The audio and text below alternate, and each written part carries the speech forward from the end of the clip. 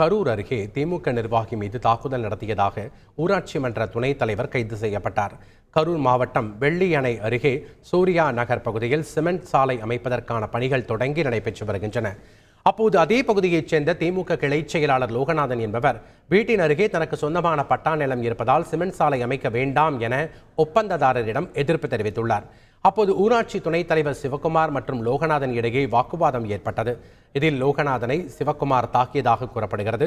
அதனைத் தொடர்ந்து லோகநாதன் அளித்த புகாரின் பேரில் சிவக்குமாரை போலீசார் கைது செய்தனர்.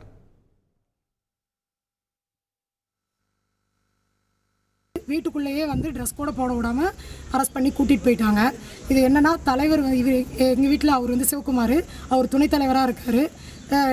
தலைவர் சுப்பிரமணியம், அவர் டிஎம்கேல இருக்கார்.